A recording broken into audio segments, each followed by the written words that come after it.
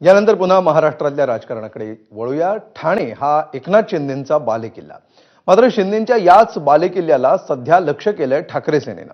मोदींच्या वाढदिवसाला एकनाथ शिंदेने दिलेल्या जाहिरातीचं निमित्त साधत ठाकरेंच्या सेनेनं ठाण्याचं राजकारण तापवायला सुरुवात केली आहे। यामागचं निमित्त आहे ते महापालिका निवडणुकांचं आणि यासाठी ठाकरेंच्या सेनेची मुलूक मैदानी तोफ अर्थात संजय राऊत रोज वेगवेगळे मोहरे टिपतात।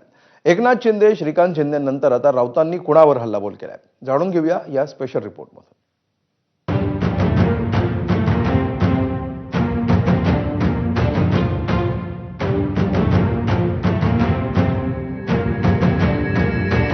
धर्मवीर आनंद दिघे यांचं नाव घ्यायचं त्यांना अधिकार आहे, बाकी सोडूनच द्या। अरे कोण श्रीकांत शिंदे बाबा? उद्धव ठाकरेंनी केलेला खासदार आहे। प्रताप सरनाईक नावाच्या धोंडाला कोणी शेंदूर फासला? उद्धव ठाकरेंनीच फासला ना।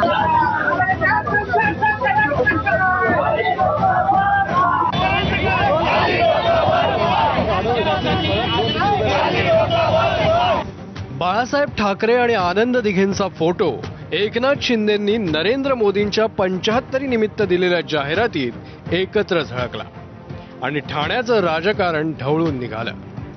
ठाणे हा एकनाथ शिंदेंचा बालेकिल्ला, तर दिघे शिंदेंचं दैवत। या फोटोचं निमित्त साधून महापालिका निवडणुकीच्या तोंडावर ठाकरेंच्या सेनेनं ठाण्याचं राजकारण तापवायला सुरुवात केली आहे।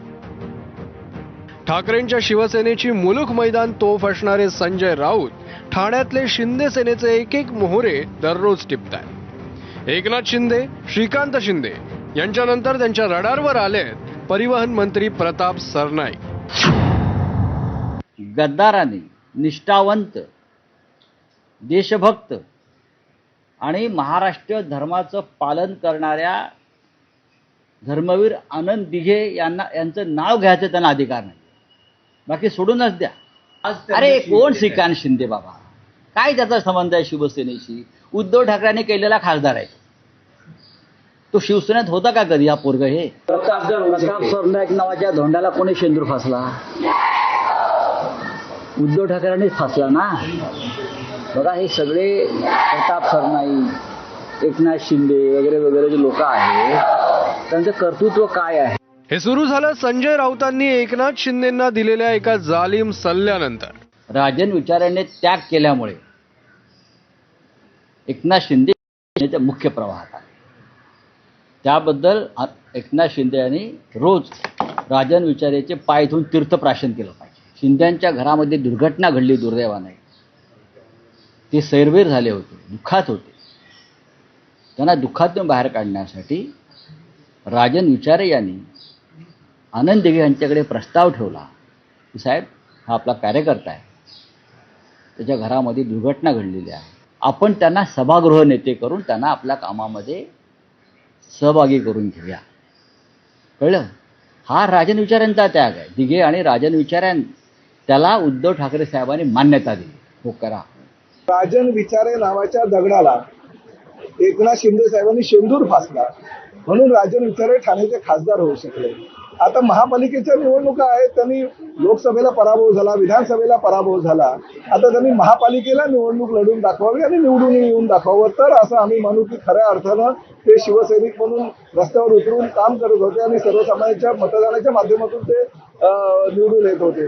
एकनाथ शिंदे साहेबांचा पाठिंबा नसेल किंवा त्यांचा जर वरदहस्त नसेल तर राजन विचारे विधानसभा लोकसभा निवडून येऊ शकले असते। राऊतांच्या या वक्तव्यानंतर शिंदे सेनेनं राऊतांना घुसून मारण्याची धमकी दिली। ओबाडा पक्ष संपेल याच्याकडे जातीने लक्ष लावण्यासाठी, त्याचा पक्ष संपवण्यासाठी या संजय राऊत साहेबांनी घेतलेली सुपारी आणि आज तो आमच्या आदरणीय जे देवासमान असला धर्मवीर असलेल्या नेत्यांबरोबर असं जे त्यांनी वक्तृत्व केले हे अतिशय चुकीचं आहे। त्यांनी सांभाळून बोलावं, नाहीतर हा शिवसैनिक घरात घुसून मारल्याशिवाय राहणार नाही याची त्यांनी काळजी घ्यावी। दरम्यान ठाकरेंची ही शिवसेना आणि शिंदेंच्या शिवसेनेत एकमेकांविरोधात रस्त्यावर येऊन आंदोलन करण्याची स्पर्धाच लागली।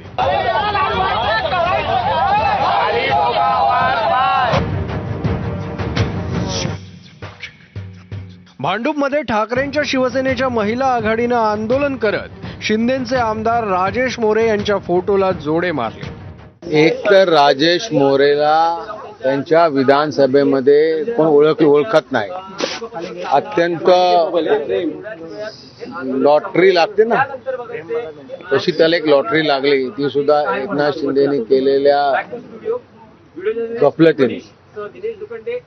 राजेश मोरेला माझं आव्हान आहे की त्यांनी कधीही सांगावं संजय राऊतांना, त्या इकडे येऊन काय मानत, त्याच्यापुढे दम पण नाही. संजय राऊत साहेब त्याच्या विभागामध्ये जातील, त्याच्या एरियामध्ये जातील, त्यांनी फक्त सांगावं, राऊत साहेब तिथे पोहोचतील, त्याच्या दम असेल उकडून दाखवावा. तर मालाडमध्ये शिंदेंच्या शिवसेनेनं खासदार राऊतांविरोधात आंदोलन केलं. संजय राऊतांच्या प्रतिमेलाही जोडे मारण्यात आले. आज संजय राऊत काहीतरी गुटखा बिटका वगैरे अशा भाषेमध्ये बोलत होते. तुम्ही सातत्याने संजय राऊतांची भाषा बघा, त्यांना उपमा सुचताना सुद्धा ब्रँडी, गुटखा अशा सगळ्या अंमली पदार्थांच्या सुचतात. मग अशा कुठल्या नशेच्या अंमलाखाली संजय राऊत आहेत हा प्रश्न मला विचारावा लागतो. संजय राऊत हे मक्कार आहेत आणि ही मक्कारी त्यांच्या नसानसामध्ये ना गांजासारखी भिनलेली आहे. त्यामुळेच महाराष्ट्राला प्रश्न पडतो की हा नक्की संजय राऊत आहे का गांजा राऊत आहे. तर आता भाजपनंही या वादात उडी घेत आनंद दिघेंचा अपमान सहन करण्याचं लायसन्स राऊतांना मिळालेलं नाही अशी टीका केली आहे. धर्मवीर आनंद दिघे यांचा अपमान करतायत, तर संजय राऊत यांना विचारावं लागेल, तुमची इयत्ता कंची, तुझी इयत्ता कंची, हा प्रश्न त्यांना विचारायला लागेल. कारण तुम्ही ओरिजिनल शिवसैनिक आहात का हे आधी सांगा ना. तुम्ही सामन्याआधी कुठल्या विचारधारेचा आणि कुठल्या पद्धतीचे लेख लिहित होतात. तुम्ही काय दुसऱ्यांची मापं काढतात. तुम्ही जर संजय राऊत दुसऱ्यांची मापं काढायला लागलात तर तुमची परिस्थिती बिना कपड्याची एक दिवस होईल. ठाण्यात भाजप आणि शिवसेनेत वर्चस्वाची लढाई सुरू असतानाच त्यात ठाकरेंच्या शिवसेनेनंही शिंदेंविरोधात छड्डू ठोकलाय.